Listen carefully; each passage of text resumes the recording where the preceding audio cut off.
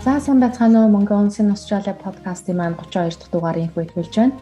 Өнөөдрийн дугаараар Adelaide хотоос Mortgage Broker Мэдрэгийн Жигмэд орж байна. Жигмэ маань 2015 онд Австралид ирээд 2017 онд Western Sydney University-г Master of Applied Finance буюу санхүүгийн мэргэжлээр төгссөн. Одоо эхнэр хоёр хүүхдийн хамт Adelaide хотод амьдарч байна. Тэгээ Австралид mortgage broker-аар ажиллаад 3 жил болж байгаа бөгөөд одоо Mortgage Australia Group-ийн лиценздор 40 гаруй банк болон банк бус санхүүгийн байгууллагыг төлөөлөн үйл хөдлөлийн зээлийн шилжүүлэх үйлчилгээнүүдийг хүргэж байгаа юм байна.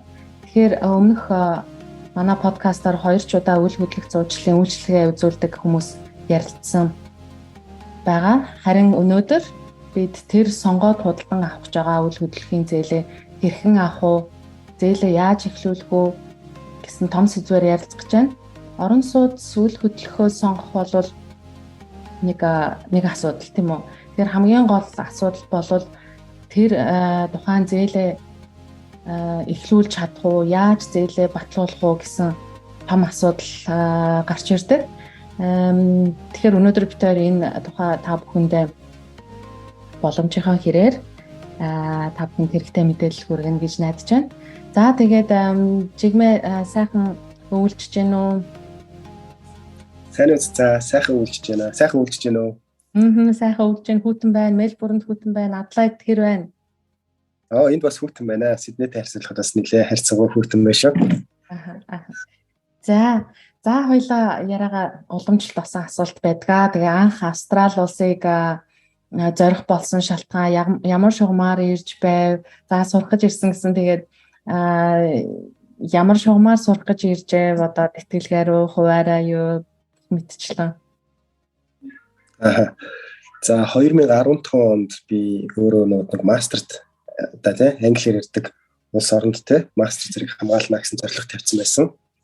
Тэрнийхээ хүрээнд 2 жилийн хугацаанд гялс сураад буцъя гэсэн тийм зорилготой анх ирсэн. Тэгээд ирээд 6 сарын турш эхлэлийн бэлтгэлд хамрагдаад тэгээд 2 жилийн туршдаа мастерын зэргийг хамгаалаад тэгээд дараа нь 485 гэдэг виз авсан.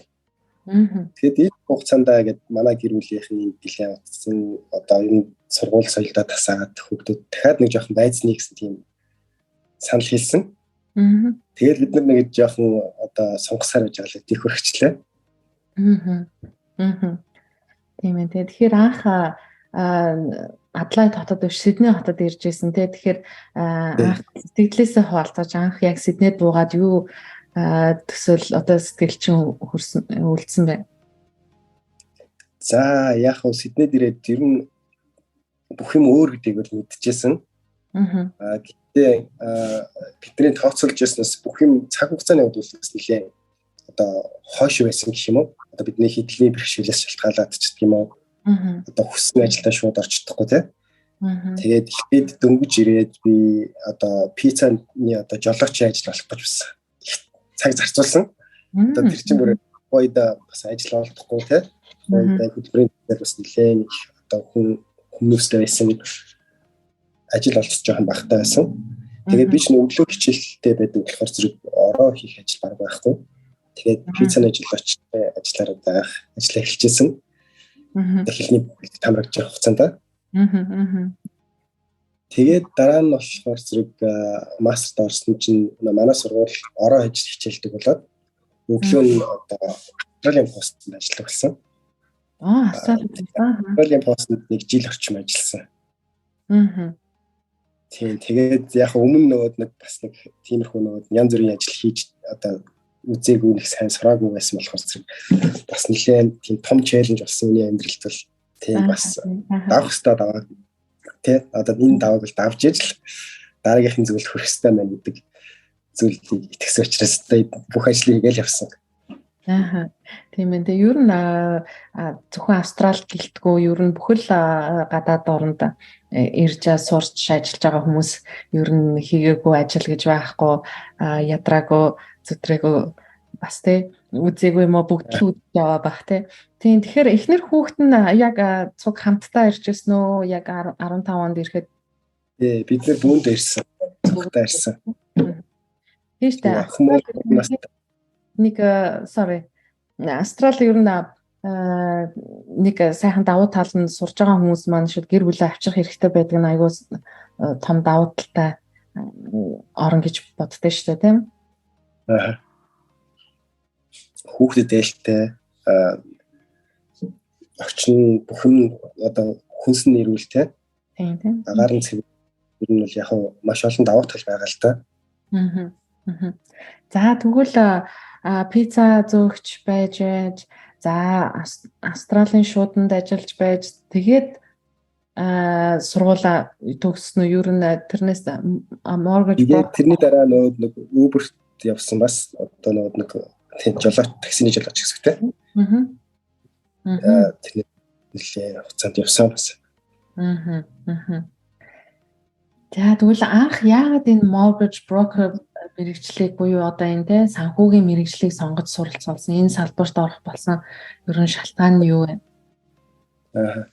Western Sydney University-д сурж байхад манай ангийн нэг хятад оюутан Bank of China-д mortgage broker хийдэг байсан.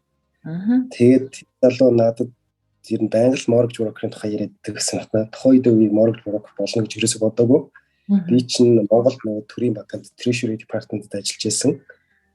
Treasury ажил олж хийн гэсэн тийм бодолтой байсан учраас тухайн үед бол нэг хойшоо өнгөрцөн.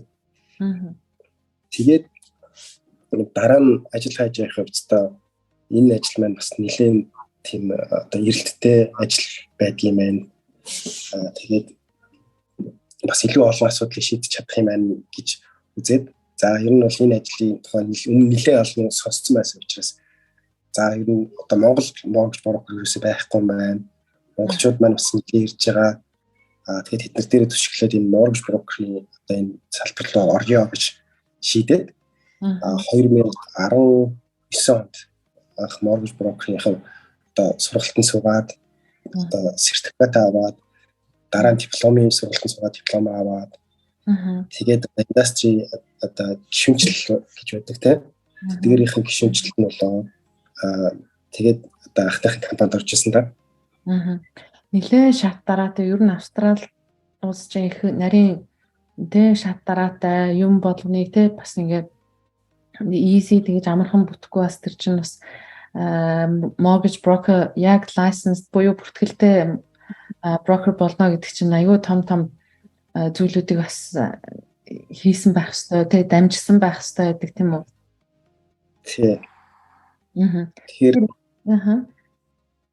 тийм нийлээд энэ сургалтуудад хамрагдсан. Одоо жишээ нь харилцагчид одоо үйлчлэг үзүүлдэг хүмүүс тэр зэмээс санхүүгийн шийдвэрт нөлөөлдөг тийм хүмүүс ямар ёс зүйн хувьд ямар одоо хэмжээ стандарттай болсон хувь хүний нууцыг одоо хэрхэн яаж хамгаалах тэнгүүдээ индастригийн одоо өсөлтөөс хамаарат маш олон сургалт сценарионууд бол хамрагдах хэрэгтэй байдаг. Одоо диплом сертификатаас гадна маш олон сургалтад хамрагдана. Бас жил болгон одоо нэг жилийн эрхийн сонгуулахын тулд дор хойж одоо 24 цагтаа тэнцэх хэмжээний тийм сургалт семинарууд хамрагдсан байх хэрэгтэй гэдэг ч юм уу бас сургалтын тал дээр тийм бас шаардлага тэмдэгддэг байгаа. Тийм ээ. Тэгэхээр ер нь энд байгаа монголчуудын ихэнх нь оюутны визтэй байдаг. Тэгэхээр PR буюу байнгын оршин суугчийн визгүй ч гэсэн энэ Австралид үл хөдлөх авч болох уу? Ихэнх хүмүүс за би ямар байнгын оршин суугч биш тэгэхээр орон сууц үл хөдлөх авч чадахгүй гэсэн бодолтой байгаа хүмүүст хандаж юу гэж хэлэх вэ? За ер нь Австрал PR citizen байх бусд нь байх гэдэг тийм нэг хоёр талтай байгаа юм л да. Stamp duty fee гэж төлдөг. Тэр нэлээд жоохон том бариар болоод тах шиг байгаа. Одоо жишээ нь оюутны визтэй ч гэх юм уу 485 тач 492-тэй хүмүүс бол зээл авч болно. Тэтгэр хүмүүст зээл одоо жишээ нь том банкуд дээр очил жишээ нь хүмүүс бол одоо жишээ нь Commonwealth дээр очиод NZ дээр очиод Nab банк дээр очиод ер нь Австралийн банкуд оюутны зээл визтэй хүмүүс зээл олгохгүй маань төр зөрөг визтэй хүмүүс зээл олгохгүй маань гэдэг ингээд нэглээ ингээд зогсоочдөг. Гэтэл Австралид 40 гаруй банк байгаа. Тэдгэрийн одоо зарим нь болохоор зэрэг 485 та оюутны визтэй тийм хүмүүс зээл авдаг байгаа. Тэгээд нэг хүмүүсийн болгоомжлох нэг юм юм л одоо штамп дютифи болчиход байгаа. Одоо Австралийн иргэд одоо жишээ нь анхны байраа авахд те штамп дютифи гэж төлдөг, хоёр дахь байраа авахд 4 орчим хувийн штамп дютифи төлдөг. Харин гадаадын хүмүүс гэхээр зэрэг одоо мужаас ашиглахад жишээ нь те Сиднейд байраа авлаа гэж бодоход 4% дээрээ нэмэх нь 8% буюу те 10% одоо штамп дютифи төлөх тийм одоо нөхцөл болчдөг учраас энэ хүмүүсийг одоо байрны зээл авахд бол нэлээд том одоо саад бэрхшээл болж байгаа зүйл нь бол иймэрхүү тал дээр л энэ саад бэрхшээл болж байгаа. Тэрнээс бол гэр асуудлуудыг шийдсэн тохиолдолд байр авахд бол асуудалгүй байгаа. Хоёлаа бас англи хэл байхгүй хүмүүс бас зориулж stamp duty гэдгийг хоёлаа монголоор яг орчуулвал тий одоо манайхаар бол тамга тэмдэгтэй хураамж гэж явагддаг тий. Улсын татвар гэх юм уу да тий ер нь үйл авж байгаа болвол татвараа улсдаа аль төлж гин гэсэн үг шүү дээ. Тэгээд 4% татвар дээр нэмээд 8% гэснүү те 4% гэснүү те. Гадны тэнгүүдээ энэ бас мужаас шалтгаалж байгаа, төслөөсөө шалтгаалж байгаа зарим төслүүдийн хувьд болохоор зэрэг манай монгол хүмүүс бас нэлээд идэн төсөл дээр явж байгаа харагдсан. Тэдгээр төслүүд дээр болохоор зэрэг те камбарац ч гэх юм уу. Одоо штамп бас нэлээд багасгацсан. Штамп төрж орж байхгүй ч гэх юм уу те. Тиймэрхүү юмуд бас харагдчихсан. Тэд нар бол бас нэлээд том давуу тал болж байгаа л да. Тийм те тэгэхээр 4-8 бараг 11-12 хувийн татвар stamp duty гэсэн үг болж таарж штэ тий. Ойролцоогоор тий. Тэгэхээр анхны Австралид анхны байраа буюу own occupied тий. Авъя гэж бодож байгаа залуу гэр бүл байлаа гэж бодъё л та. За тэгээд тэрэнд нэг сайхан зөвлөгөө өгөөч. За одоо ингэ ширээн суулаа. За ингэ чамайг хараад юу ч мэдгүй хоёр хөөдөөс ингэ хараа суулаа. За ямар бичиг баримт цуглуулж бүрдүүлгүү гэдэг зөндөөл байгаа л да. Гэхдээ яг хуу зүгээр одоо яг подкастын маань сонсож байгаа хүмүүст яг зориулаад за нэг те за энэ 5 бол зоолттой байдаг юм аа гэсэн нэг тийм чухал мэдээллийг хүргэж. За яг анх байр авах гэж байгаа хүмүүс ямар бичиг баримттай байх уу, ямар шаардлагыг хангасан байх уу гэдэг талтайс нь хэлэх юм бол одоо эхлээд нь одоо паспорт, driver license гэдэг одоо 100% ID гэж ярьдаг шүү дээ манайхны тий. Тийм одоо ID-гээ бүрдүүлсэн байх хэвээр, хоёрдугаарт pay slip-үүдээ бүрдүүлсэн байх хэвээр. Одоо чинь ажиллах тийм pay slip-үүд сүүлийн 2 pay slip шаардлагатай. Тэнгүүдээ сүүлийн 3 сарын банк стейтмент шаардлагатай. Одоо даасанд нь цалин орж ирж байгаа гэдгийг батлах зорилтоор. Тэгээд татварын буцаа алдчихдаг юм а тий. Одоо нөгөө хүмүүс маань зөвхөн нэг AB-нээр ажилладаг хүмүүс байх юм л тий. Сүүлийн 2 жилийн татварын тайлан шаардлагатай. Тийм ер нь бол байрны зээл авах нэг тийм нэг айхтархуу ингээд айгаад цутаагаад зүрхшээхэд байх юм биш. Mortgage broker байгаа учраас mortgage broker одоо бүх одоо энгийн мэдээллүүдийг харилцагчаас зөвлөд тэрийн бүгдийг комплекс болгоод тий зохицуулаад цаашаа нэг банк руу одоо банкнуудын одоо бодлогын полисиг нь мэддэг учраас нөгөөдөлд нь тааруулаад нөгөө харилцагчийн материалыг нь бүрдүүлж аваад бүглөөд тэгээд бүх банкуудыг нь харьцуулаад тий тэгээд хамгийн тэр зөв тохирсон банкыг ингээд олоод харилцагчид санал болгоод тэгээд тэрлүү одоо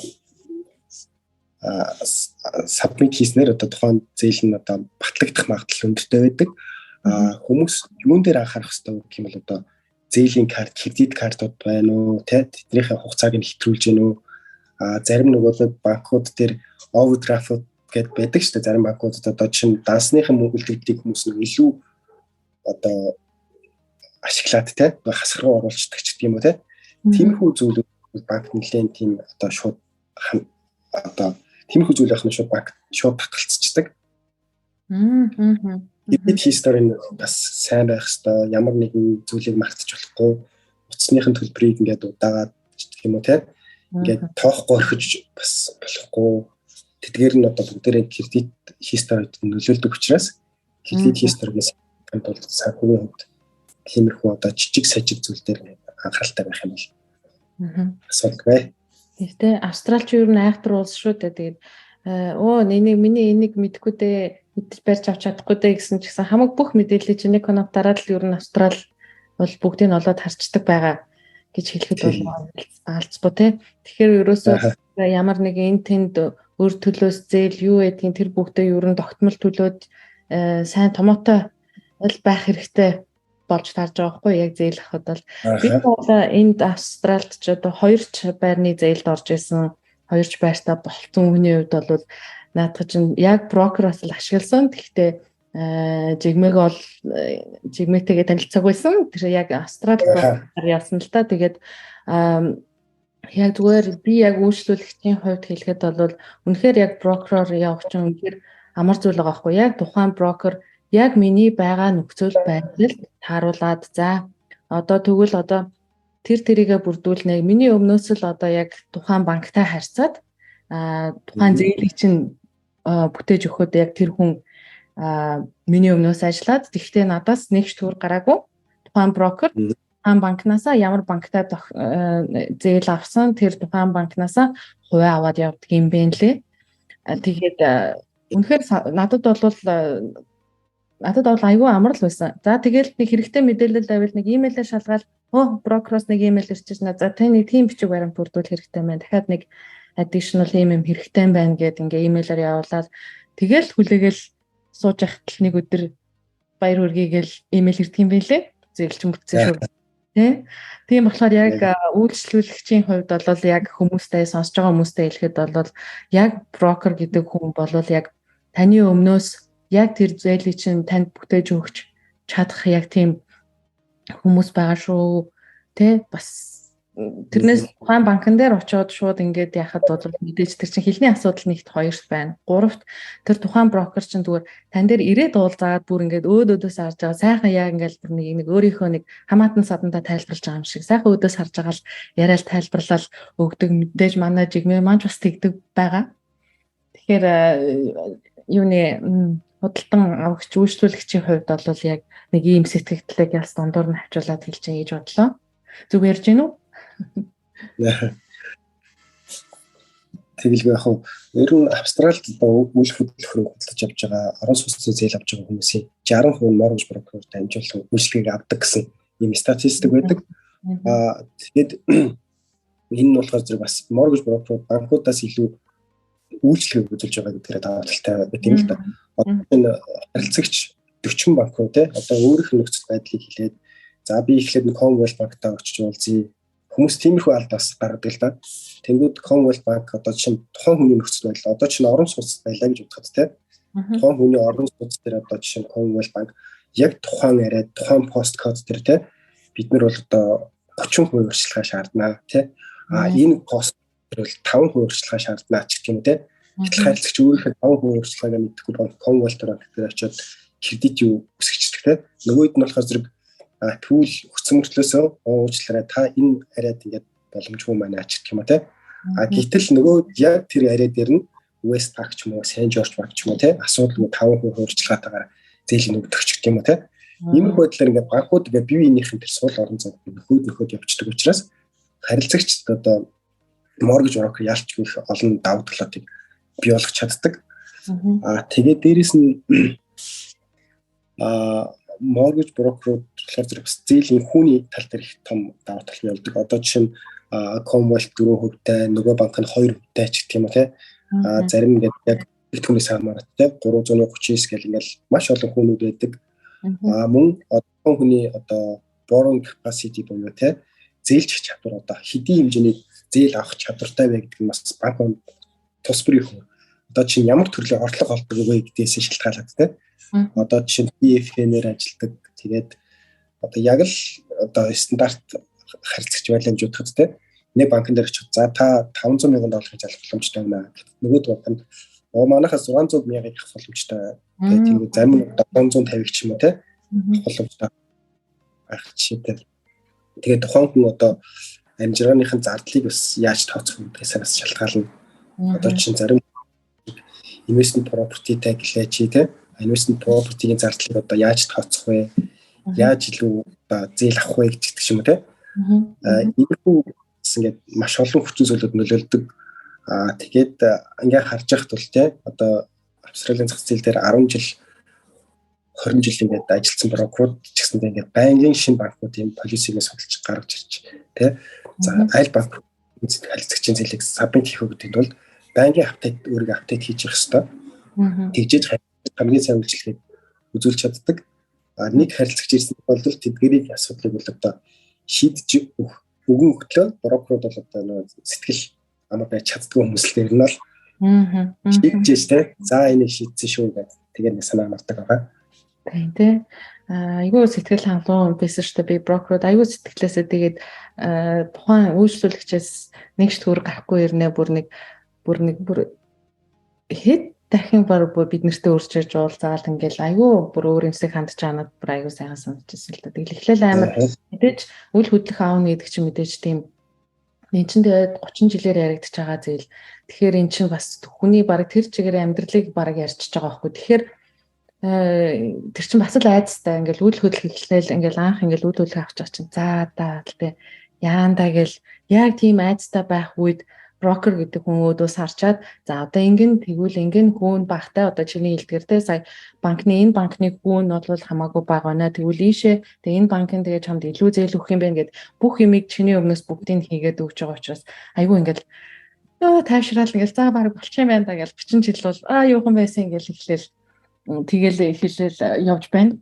Тэгээд тэгээ яг бас хүмүүстэй хэлэхэд магадгүй бас те өөрсдийн гэсэн байрандаа орчоод investment property те буюу бас нэг байраа түрээслүүлээд ингээ байж байгаа бол тухайн би зүг ярьж гэнэ буруу ярьж гэнэ яг би ямар ч ихлээд ярьж дараа мэрэгжлийн жигмийн үгийг сонсъё л доо. Тэгээд тухайн ингээ одоо ингээ байшин чинь за 5 жил өмнө авчижээ. За 5 жил. За тэрийг түрээслүүлээд юм уу ингээ явж илаа. За 5 жилийн дараа мэдээж тухайн үйл хөдлөхийн үн ханшилсноо. Зах зээлийн үнсчнөө. Equity тийм үү? Equity-г ашиглаад зах зээлийн тэр яг одоо байгаа хідээр зарагдаж болох уу? Тухайн үед за 500-ын байшин байсан бол за 5 жилийн дараа за 800 болъё гэж бодъё л да. 800 үнэлэгдэж байгаа бол тухайн тэр 300,000-ын зөрөөг дараагийнхаа зээлэнд equity-гээ дараагийнхаа зээлэнд ашиглаж тэрийг нэмэр болгож яг ингээд байгаа за одоо би нэг англи үг нөлөө харуулах гэдэг нь л дээ. Тэгэхгүй бол зарим сонсогч нарт бас яг нь яг дараагийнхаа зээлэнд ашиглаж болох тийм харагдахгүй ч гэсэн тухайн бас нэг юм хөрөнгө тэ мөнгө гэж бас харахаар яригддаг гэж бодож байгаа зөв тийм үү? Энэ болохоор зэрэг энэ хийхнэр бол одоо refinance гэж ярьдаг. Манайх бол одоо орон сууцны дахин санхүүжилт гэж ярьдаг.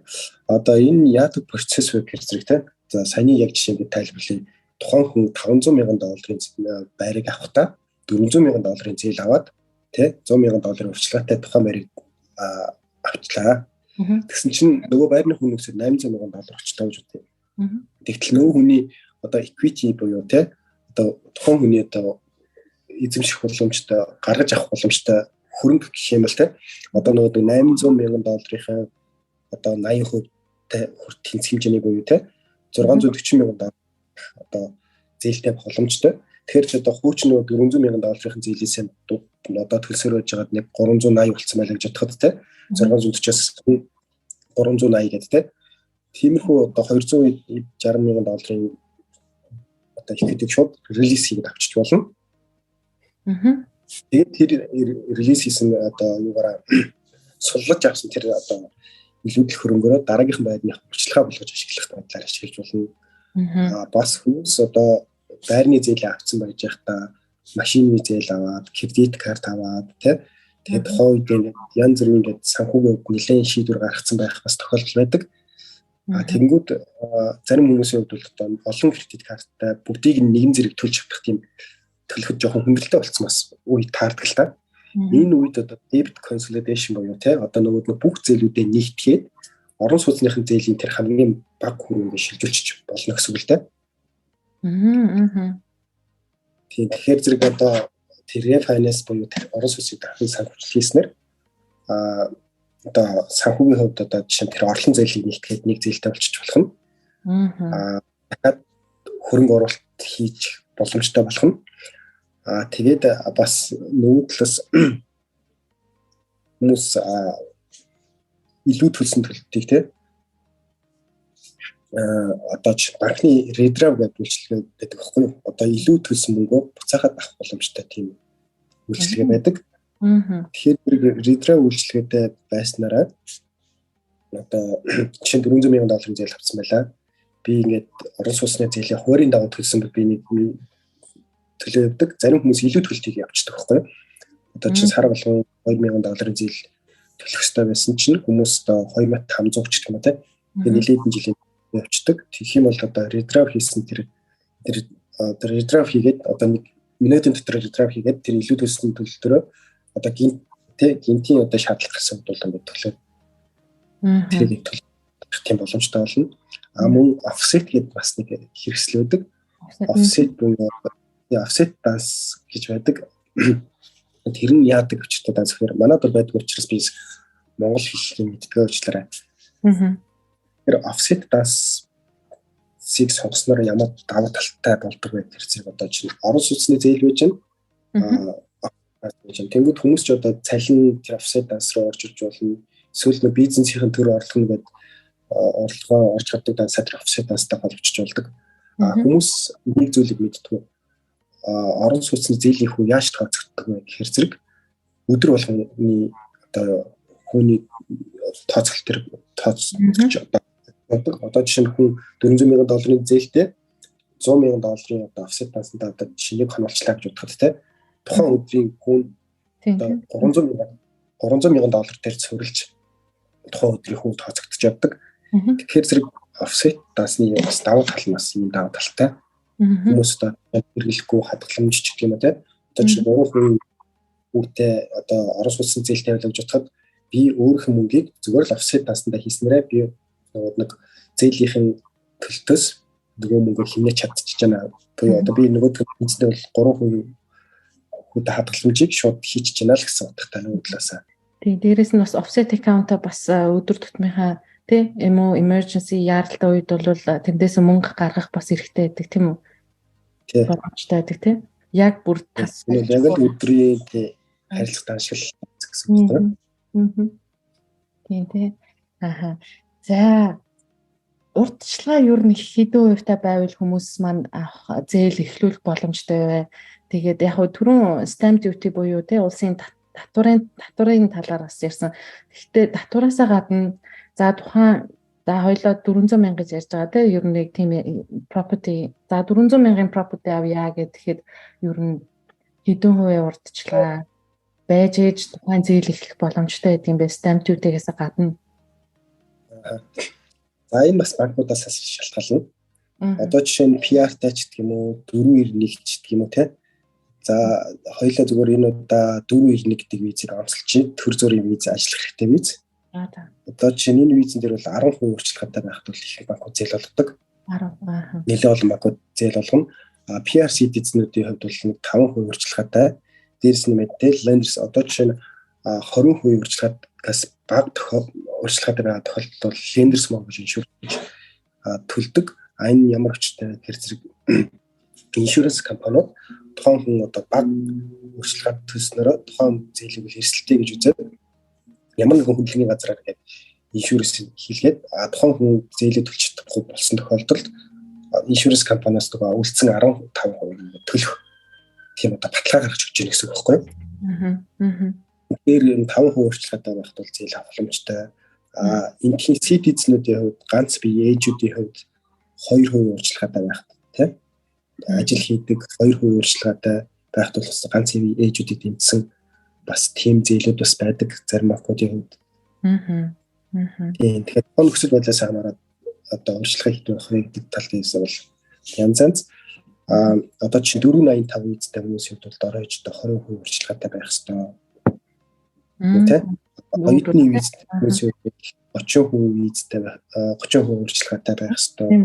гадаадын одоо чинь Монголд байгаа хүмүүс байр авъя гэж бодох юм бол жишээ нь те бас л 30% урьдчилгаатай байх шаардлагатай. Тэгээд яг нь stamp duty бол бас тусдаа тийм. Тэгэхдээ ер нь боломжтой болвол ер нь урьдчилгаагаа тэ 20%-аас 20 дор хаяж 20% байх юм бол тухайн тэр нөгөө нэг insurance гэсэн даатгалыг төлөх шаардлагагүй бас давхар бас мөнгө төлөх шаардлагагүй тийм үү те. Тэрийг ингэ болчихж байгаа. Тэгээд бас та ямар ажил хийдэг вэ гэдгээс бас шалтгаална. Ямар зэрэгтэй вэ гэдгээс бас шалтгаална. Одоо жишээ нь CPA accountant-ийн хувьд бол те 10% урьдчилгаа тавиалаа гэж бодоход одоо жишээ нь ямар нэг lenders mortgage insurance авахгүй байх жишээтэй. Бас зарим нэг банкуудын хувьд те одоо чинь 15% урьдчилгаатай тохиолдолд lenders mortgage insurance гэж $1 авдаг ч юм уу те. Бүр зарим нь бол шимтгэл авах.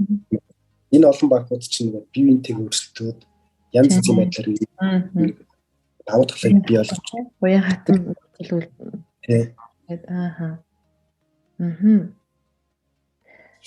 За тийм байна. За дараагийн асуулт нь болохоор investment property хоёр дахь байрын түрээсийн байр авах гэж байгаа хүмүүст одоо бас яг өөртөө амьдрахаасаа гадна өөрсдийнхөө байшингаас гадна өөр түрээсийн зориулж байр авах гэж байгаа хүмүүст бас асуултууд бас зөндөө байгаа байх л да. Тэгэхээр тэр хүмүүс бас зориулаад хоёлаас нэг жоохон бас хоёр дахь property-г авахд ярина. Юу хэрэгтэй байдгийг гэдгээс нэг товчхон түрүү хоёлаас жоохон ярьсан. Тэгтээ яг нь бас дахиад нэг товчхон бас нэг энэ дээр мэдээлэл өгье гэж бодож байна л да. Түрүү хоёлоо яг анх байшин авах гэж байгаа хүмүүст илүү бас ярьж байна. Тэгэхээр одоо хоёр дахь байраа бодож байгаа хүмүүс байвал тэднэр хүмүүс зориулаад. За тийм хүмүүс болохоор зэрэг за бид нар заавал өөрчлөлттэй байж дараагийнхан байраа авна гэж тооцдог те. Тэгээд за би ч нэг холигтой өөрчлөлт цуглуулаг байна да. За нэг байртайгаа баядаа ачих юм те. Эсвэл би одоо нэмэлт төлбөр дараагийнхан байрыг авсныхын төлөө би одоо өдөр тутмын амьдралдаа нөлөөлөхөөр одоо чинь одоогийнхан цалингаас нөгөө нэг байран дээрээс ингэ нэмээд төлөөд явах ёстой байна гэж бас зарим хүмүүс хардаг. Тэгэхээр энэ үед болохоор зэрэг яг өөрөө амьдарч байгаа байраа барьцаалаад төрөний ярьсанчлан те equity release буюу одоо өөрийнхөө хөрөнгийг өмнөх байрнаасаа одоо салгаж аваад те тэрэн дээр ингээд тэрийг урьдчилгаа болгоод дараагийнхан байрныхын зээлээ болон те stamp duty fee одоо тамга тэмдэгтийн хурамжаад төлөөд байраа авах урьдчилгааны хувьд юм болчихж байгаа. Орлогын хувьд болохоор зэрэг цалин тогтмол байгаад ддаг те миний бороо болоо зээлч чадвар 400,000 байгаа гэсэн энэ үед яхаа гэхээр зэрэг шинэ ах байрныхын түрээсийн орлогыг одоо чинь ирээдүйн орлого гэж тооцоолоод те өөрөө чинь одоо хотын авах чадварын хувьд яг нэмэгдчихэж байна. Тэгээд заавал одоо би investment property авахын тулд те principal invest буюу те үндсэн төлбөрөө хүүтэйгээ төлж явах шаардлагатай юу? Би зөвхөн зээлийнхэн хүүг төлөө явах бас боломжтой байдаг байхгүй юу? Одоо жишээ нь сардаа би байрны зээл авахад одоо жишээ нь $2,000 одоо иргэн төлдөг байлаа гэж бодоход одоогийн байдлаар бол 50% үндсэн төлбөрт 50% хүүний төлбөрт явагддаг байхгүй юу? Тэгэхээр зэрэг би investment property авахаар би заавал principal interest төлөх шаардлагагүй байхгүй жишээ нь тийм зөвхөн interest олж байна. Тэгмэл хүн нэг нэмэлт тийм мөнгө урсгал бий болоод тэр илүү нэмэлт бий болсон мөнгө урсгалаараа одоогийн байрны зээлийг илүү хурдан төлж дуусгана ч гэх юм уу тийм. Энэ хөдлөөр менежментийн тал дээр бас нэлээд авч үзүүлэх зүгээр. Бас нөгөөд нэг investment property-ийн давуу тал нь юу вэ гэхээр зэрэг одоо чинь хүмүүс өндөр цалин авдаг зарим хүмүүс одоо чинь $130,000, $150,000, $200,000 гэл ингээл янз бүрийн одоо өндөр орлого олдог хүмүүсийн хувьд те одоо жишээ нь investment property авснаар өөрийнх нь одоо улс төлж байгаа татварыг бууруулах боломжтой болдог. Энэ яаж авдаг вэ гэхээр одоо тухайн орон сууцны зээлэнд төлсөн зээлийн хүний төлбөр те бусад бүх investment property-тэй холбоотой зардлууд хасагдахаас гадна одоо нэг property-ийн depreciation буюу те үнийн одоо хорогдол гэдэг юм чинь зардлуулаад тухайн хүний одоо татвар ногдох орлогоос одоо бууруулад хүн нөгөө манайхан ч одоо нөгөө юу авдаг штэ татврын буцаалт гэж авдаг штэ. Тэгэхээр зэрэг одоо цалингаас нөхнөөс ингээ хэмжээний ингээ татвар ингээ аваад ингээ суудсан байхад тэрнээсээ одоо авах буцааж авах мөнгөний хэмжээ нь одоо нэмэгддэг гэсэн үг байна. Аа. Тийм энэ бас нөгөө даваа тал нь болж өгдөг. Аа. За тийм байна. Тэгэхээр дараагийн асуулт за ингээд зээл нь эхэлчлээ. Өөрийн гэсэн байртаа болчлоо. Тэгээд нэг ингээд банкар за жишээлбэл 8 банкар ингээд явж ижээ. Ер нь бас л урт хугацааны виз зээлштэй энэ ч одоо 30 жил гэдэг чинь. За тэгээд явж исэн чи ер нь их зээлийн хүн их өндөр юм шиг санагдаад ер нь бусад банкуд бага байх шиг байх шүү гэд ер нь банк руу тэг өөр банк руу зээлээ шилжүүлмээр байгаа үед бас танах үйлчлэл үзүүлдгээ. Тэг тэрнийхээ талаар одоо хоёул хүмүүст ярьж. Аха. За харилцагчийн хувьд болохоор зэрэг ер нь одоо тэ санхүүгийн хувьд одоо нэлээд нарийн одоо хяналттай нөхцөлтэй байгаа хүмүүс бол ер нь зээлийн хүний зөрүүн дээрээс бас их хэмжээний мөнгө хэмнэх боломжтой байдаг л да. Тэгээд энэхийн австраличууд гэх юм бол одоо 2 жил тутамдаа банка байнга сольж идэг. Ягаад гэхээр зэрэг нэгдүгээр зээлийн хүн буураад тэ хамгийн бага хүүтэй банк руу шилжинэ. Хоёрдугаар болохоор зэрэг cashback offer гэж өгдөг банкуд одоо чинь зарим банкуудын хувьд $6,000, зарим банк $3,000 тэ зарим банк $1,000 cashback offer гэдэг өгчдөг байхгүй. Тэр нь ямар хүчтэй юм бэ гэдгээр зэрэг тухайн одоо банкны шинэ харилцагч болсны төлөө бид харилцагчтай зүгээр харилцагчаас мөнгө авах биш харин ч харилцагчтай ингэ шагнаад ингэ мөнгө өгчдөг байхгүй юу. Тэгээд тийм нэг хоёр даваа талтай. Тэгээд хүмүүс зээлийн хүүг ингээд хараад нэг сайн одоо ойшоодгүй байхгүй юу. Одоо жишээ нь зээлийн хүн нэг банкн дээр одоогийн байгаа банкн дээр нь одоо жишээ нь 3.5-тай өөр банкн дээр 2.5-тай байлаа гэж тагттай. Хүмүүс бол энийг нэг төдийлөн яахгүй сарын төлөлтөнд хэдийн хэмжээний зөрүү байгаа юм бэ? $200-300 зөрүү өгөнгүүд за баялуулаа ажлын нэмэргээд ч юм уу те. Ингээд болж байгаа тохиолдол бас байдаг.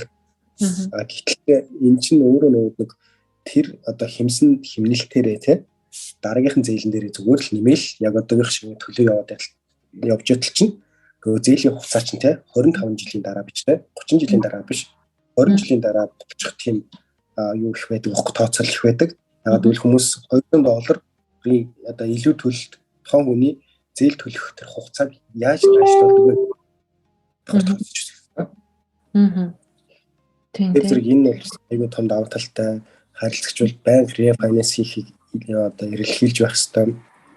Тэгж өөрийнхөө одоо санхүүгийн хувьд те одоо гэр бүлийн байдлыг одоо ингээд олон одоо нэмэгдүүлж те баттай бүх зээлийн хугацааг ингээд бууруулах байдлаар ингээд зөв шийдвэр бол зүгээр байдаг. Тэгэхээр бас л дахиад яг шинэ зээл хэлж байгаа гэсэн үг болж байгаа зү. Тэгэхээр бүхэл бичиг баримтаа дахиад эхнээс нь хийн гэсэн үг үү тийм? Тэгэхээр яг юу payslip одоо ажил хийдэг хүмүүсийн хувьд л те сүүлийн 2 payslip тэгээд ID-нууд тэгэл бодлоо. Ер нь бол нэг хайхтар болж юм шаардаад байхгүй. Тийм үү тий. Заавал нөгөө банкны одоо чи зарим банкуд чинь банкны даасны хуулгач асуух байсан. Зарим банкуд бол зээлийн одоо жишээ нь зээлийн даасны хуулгач асуугаад байх болсон. Банкуд ер нь илүү тийм одоо амар хэлбэр болж эхэлж байгаа л да сүүлийн үед. Тийм үү. Заавал харилцагчаас бүх болон тэр листэн шаардсан юмнуудыг бол аваад байхгүй. Харин жижиг зээлгчийн хувьд бол стил шаардсан хэмээр байгаа. Том банкуудын хувьд бол одоо тий процессыг яаж хурдан шуурхаа болохгүй гэдэг тал дээр өрсөлдөөнтэй байгаа. Жишээ нь Macquarie банкны хувьд гээд аваад үзэхэд тий одоо сүүлийн хамгийн шинэлэг техник технологиг ашигладаг харилцагчаас аль болох бага материал шаарддаг гэх юм уу тий. Тэгээд бидний зэглэх материалыг өгснөөс 2 цагийн дараа шууд хариулдаг байхгүй. Тэгэхээр брокерууд ч гэсэн тэр банкуд жишээ нь одоо харилцагчийн харилцагчийг бол тэр банк руу гал аль болох хурдан одоо сабмит бол илүү амар хялбарч гэх юм те. Тэгээ бүх бодлогонд өөрсдийнх нь заасан бодлогоос илүү юм асуух юм бол харилцагчаа алддаг байхгүй банкуд жишээ. Одоо чинь одоо тавигдж байгаа шаардлагууд нь бид нар харилцагчаас ийм материал шаардна гэдэг чихад бид нар бол те харилцагчаас яагаад за таны материалууд ийм байна. Танаас ийм материал шаардахгүй банкыг одоо танд жишээ санал болгох хэрэгтэй юм байна гэж жишээ нь те. Ингээд санал болгосон нөгөө банк нь нөгөө материалын заавал ингээд шаардаад нэмээд байх юм бол брокерууд одоо дахиж тэр банкад итгэлийн сулраад те. За бид нар бол энэ банк чаа те рекоменд хийж те энэ банк руу гэж дахиж сабмит хийхийг бол аль болох тэгээ зайлшгүй шаардлагатай л биш үл тэр банк руу ер нь сабмит хийхээ болждөг байхгүй жишээ. Хэмжлэн бас нөгөө талаас харилцагчаа ингээд яах нь бол банкуд ингээд айгүй тийм том шинжилтийг хийж байгаа. Тэгэхээр зэрэг одоо тий энэ бол ингээд тийм амар хүнд процесс бол биш. Харилцах зүгээр л хамгийн энгийн. Одоо жишээ нь 2 payslip тэгээд ID тэгээд зарим тохиолдолд бол банкны холбоонууд байгаа. Тэгээд дээрээс нэмээд нөгөө consular notice гэдэг штэ бас тий улирал болгон төлдөг. Тэгэхээр эдгээр баримтуудтай ер нь бол процесс явуулах маш их боломжтой гэдэг. Тийм ээ. За тэгээд энэ сая ковидын хөл хорооноос хойш одоо зээлийн хүү их өндөр болсон байгаа. Локдауны үеэр буюу хөл хорооны үеэр бол айгүй доогуур байсан. Тэгээ бид их алдсан. Манай гэрийнхэн чинь локдаун хөл хорооны үеэр зээлийн хүү маш доогуур ер нь түүхэндээ байгаагүй доор байх үед нь 2 зээлээ логдсон байгаа. Буюу тэгээ жишээлбэл Lovno Occupate бол 1.89-оор investment маань 2.34-оор 3 жил логдчихсан. Одоохондоо айцгүй. Тэгээ одоо чинь бараг 5% гарчаад байгаа юм шүү. Бараг л айгүй өндөр болсон байгаа. Тэгээд яг ийм үед бол одоохондоо бол нэг хэсэг хугацаанд ч тэр нэг жоохон бас нэг санаа амар байж ин л та. Тэгээд яг энэ ковидын хөл хорооноос хойш одоо байгаа энэ зээлийн хүү ер нь нэг хүмүүс бас ярилцвал яаж байна? Яг тэгэхээр би бас сонсон л доо мэдээгээр айгүй түүхэндээ байгаагүй бас 22 жил байгаагүй айгүй өндөр хүү болж байна. Mortgage хүүнүүд их өндөр болж байна гэж сонссон. Тэгэхээр нөгөө инфляцитайгаар уялдаад одоо Австралийн төв банкнаас бодлогын хүүгээ өсгөж эхэлсэн. Тэгээд бас бодлогын хүүгээ өсгөнө гэдэг хүлээлтэн дээр үндэслээд одоо банкуд фикс хүүгээ бол нэлээд өндөр болгоцсон байгаа. Хамгийн бага фикс хүүгээ юу одоо 2 жилийн хугацаатай тий одоо тогтмол хүүгээ хэмт фикстэй хүний хувьд бол 428 тайгаа. Гэтэл variable хүүнүүдийн хувьд бол стил 249 төгөө ч юм уу тий 200-ны ихтэй хүүнүүд бол байгаа. Тэгээд харилцагч нарын хувьд болохоор зэрэг одоо чи 180-аас тавих би бас өөр харилцагч нарыг дандаа тий за та хэд энэ дээр лог хийх ёстой шүү энэ баг хүү одоо тий эрхлэл 2 жилийн хугацаанд хүү бол яаж ч хийх бэлдэж мэдэх учраас багтгүй энэ тал дээр ингээд одоо логлж байгаа тий фиксд хүүгээс сонгох эсвэл хагсын фиксд тий талыг нь фиксд талыг нь одоо чи variable болгож байгаа хэрэг үнэхээр variable хүүгээ ингээд сонгоод явуучих юм бол илүү зүгээр шиг байна ингээд харилцагчтай байг зөвлөдөг. Тэгэхээр зэрэг саяны одоо яг чиний хэлсэн тэр үед бол манай ихэнх харилцагч нар миний үгэнд ороод те fixed hub бол сонгоод бас одоо бол бас happy байгаа. Гэхдээ бас ирээдүйд гэсэндээ ингээд яахт бас те бас хүү бол яаж ч хэвдэж магадгүй. Тийм болохоор зэрэг хүмүүс бол одоо чинь те 428 гэдэг маань бас одоо өндөр байгаа юм шиг боловч жилийн дараа 2 жилийн дараа бас энэ маань бас тий хийж болох юм лээ тий магадaltaй учраас хүмүүс бас тодорхой хэмжээгээр бас эрсдлээ бууруулах нь бас зөвлөдөө.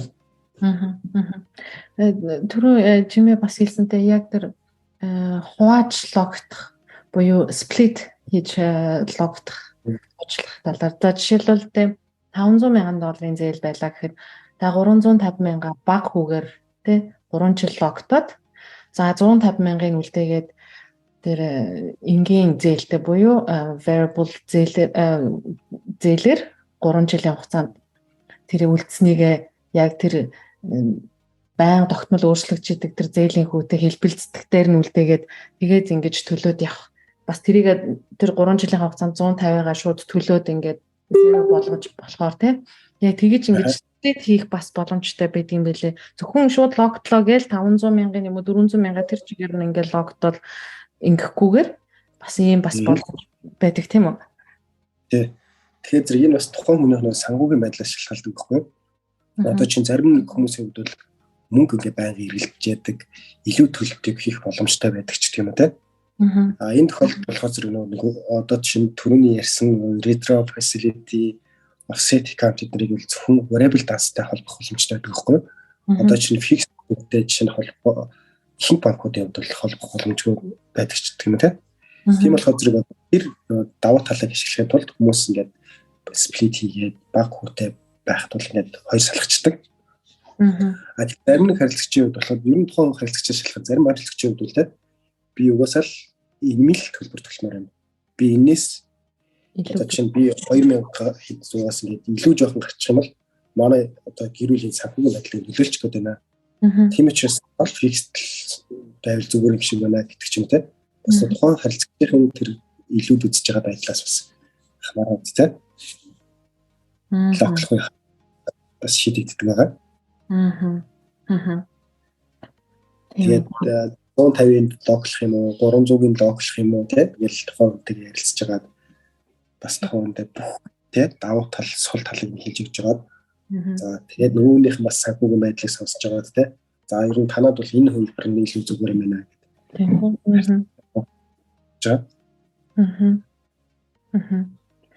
Тэгэхээр ер нь одоо яг Австралийн үйл хөдлөхийн үнийн ханш ер нь ямар шүү байна вэ? Ер нь хүмүүс яг юу гэж зөвлөмөр байна? Жохон тэг хүлээзэн гэх үү эсвэл энэс илүү үнэтэй болно. Ер нь яг юу гэж ярьж байгаа юм одоо яг ингээд яг Австралийн энэ үйл хөдлөхийн салбар. За уучлаарай би өөрөө үйл хөдлөх хөрөнгөний чиглэлээр бол лайсенс байхгүй. Энэ чиглэлээр бол те нөгөө хүмүүст бол заавар зөвлөгөө юу явах бол тийм аль биесний ирэх байхгүй. Тэгтээ зүгээр яг нөгөө сонссон юм а зүгээр хуваалцах үднээс те зүгээр те эдийн засгийн хувьд одоо ямар шүү байгаад байна. Яагаад үнэсчүү ирээдүйд яах юм болоо гэдэг те. Тэгэхээр зэрэг энэ бол хоёр зүйлээс шалтгаалаад байх шиг байна л да. Яг нөгөө зах зээлийнхаа хуулиар хүү өсгөд хүмүүс нэг байраад зараад ч юм уу те. Орон сууцны үнэ одоо буурах магадaltaй гэдэг талаас нь зарим хүмүүс л харж байгаа. Тэнгүүд нөгөө талаас хүмүүс яаж бас харж байгаа гэхээр зэрэг Австралийн нөгөө засгийн газрын бодлоготой холбоотойгоор те одоо гаднаас хүмүүс орж ирэх урсгал бас нэмэгдэнэ те. Одоо чи иммигрантууд ирнэ. Тэнгүүдээ одоо тэр иммигрантуудын орж иж байгаа урсгал орон сууцд барьж байгаа урсгал нь те орон сууцны баригдаж байгаа хурдаас хамаагүй хурдан байгаад байгаа учраас Австралийн зах зээл одоо тийм агшилт гэдэг зүйл бол их анзаарахдахгүй болов гэд хоёр төрлийн байдлаар хүмүүс хараад их шиг байна л да. Тийм ээ тийм. Тэгээд яг локдауны үеэр уучлаарай. Тийм. Сүүлийн нэг локдауны үеэр хүмүүс гэрээс ажиллах боломжтой болсон. Гэрээсээ ажиллах боломжтой болоод ирээд хүмүүс нэг хаус хөдөлж авах хандлага нэгсэн. Одоо чинь апартментийн үнэл нэг хайх төрөсөөгүй. Илүүч одоо апартментийн үнүүд бол нэлээх өссөн. Одоо зарим газар бол 50% өссөн, зарим газар 20, 30% гэдэг те. Бас их өсөлт явсан байгаа. Тэгэхээр цаашд бол яг зарим нэг хүмүүс хувьд те энэ нэг баг зэргийн хөөсрөлт одоо хаусны юм дээр бол жоохон орцсон байна. Энэ бол буцаага нэг жоохон татагдчих магадгүй 8% ч гэх юм уу те. Татагдчих магадгүй янз бүр хамааглаад байсан. Тэгэхээр зэрэг бас хүмүүс өөрсдөө энэ дээрээ бас аль аль талыг нь бодож үзээ, сайн тоо судалгаа хийж чад те. Investment property явах гэж байгаа хүмүүсийн хувьд бол тэгж шийдвэр гаргасан дэр баг. On occupied property гэдэг хүмүүс угаасаа л одоо нэг те зээлийн төлбөр болон одоо жишээ нь төлж байгаа төлбөр маань зээлийн үндсэн төлбөр болон хүүгээ төлөө явж байгаа учраас бас илүү ямар ч нөхцөлд бас тухайн хүмүүнтэй хөрөнгө хөрөнгөлөлөд явах магадлал нь өндөр байдаг учраас урт хугацааны одоо трендийг харах юм бол урт хугацаанд бол бас тийшэл гэсэн тийм үү хүлээлттэй байгаа гэдэг. Ер нь бол Австралийн хөгжлийн зах зээл дээр одоо энэ их хөвлөгдөж байгаа мөнгүүд те одоо инфляц одоо юун дээр очиж ингэ шингэдэг вэ гэдэг зэрэг ер нь бол үйл хөдлөлийн салбарт очиж те шингэх юм бол бас нэлээд өндөр байд юм байна л да. Бас судалгааг гарч ирсэн. Тийм ээ. Тэгэхээр ер нь айл хотод ямар төрлийн үйл хөдлөх жишээнтэй шин, хуучин үйл хөдлөх алийг авбал илүү хөнгөлөлт урамшуулалт хамрагдаж болж байна. Жишээлбэл Жирмэгийн би нөө фейсбુકийн постноос уншижсэн л да Western Australia $50,000 rebate-ийг авах боломжтой гэж мэдээлэл уншсан. Ер нь аль хотод ер нь илүү боломж байна вэ? За ер нь бол яг нь цаг хугацааны асуудал байгаа л да. Ер нь одоо тэр rebate бол зогссон байх гэж бодож байна Western Australia-д. Тий, одоо чинь одоогийн байдлаар Камберад илүү даваа тал байх шиг байгаа. Жишээ нь гадаадынх чамаагүй дотоодынх чамаагүй тий 3% хүнтэй штамп дэвтий төлөөд зээл байгааддаг.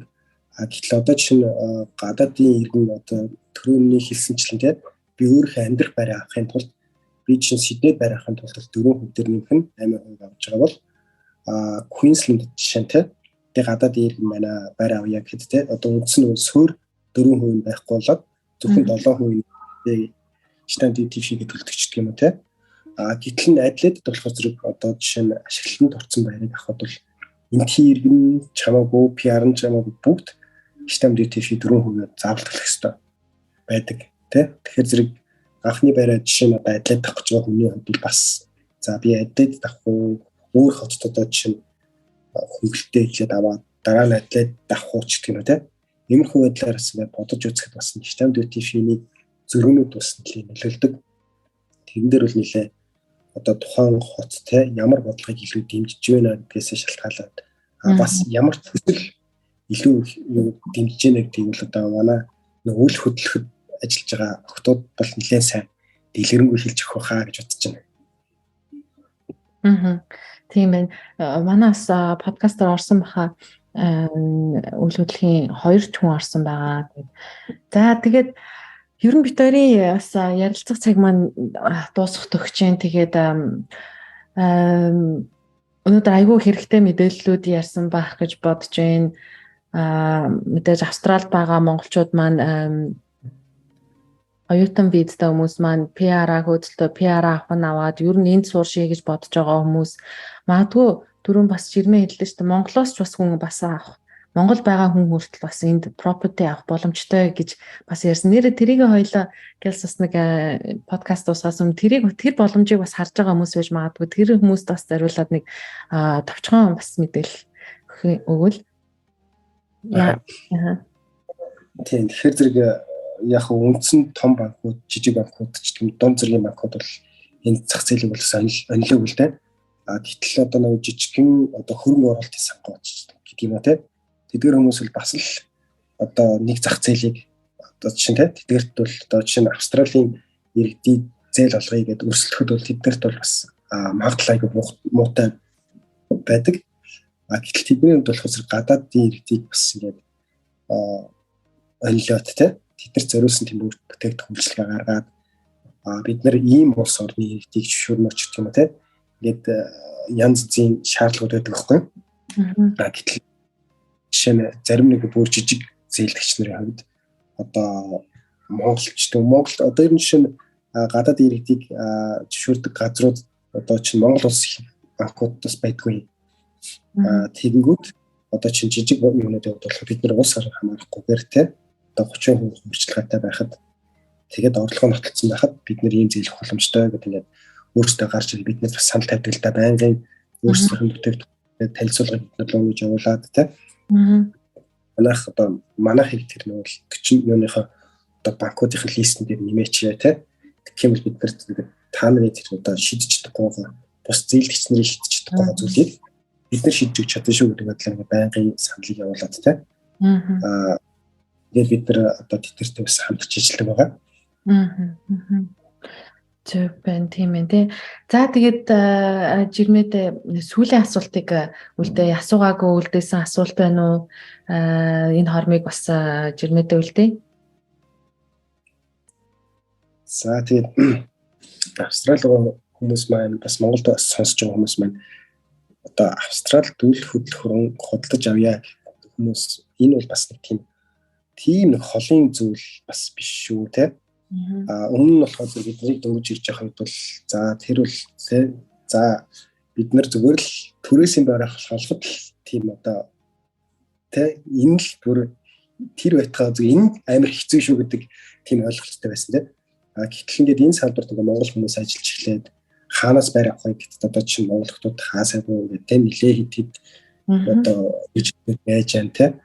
Тэгээд зээл авъя гэхэд одоо миний зүгээс одоо туслаад дэмжиад тийм. Ямар газар наач зээл авах уу гэдэг тал дээр бас ингээд зээлийн хөөсөл зөрчихэд бол бас боломжтой болсон байна. Дахиад хүмүүс ч авах гэж бодож байна.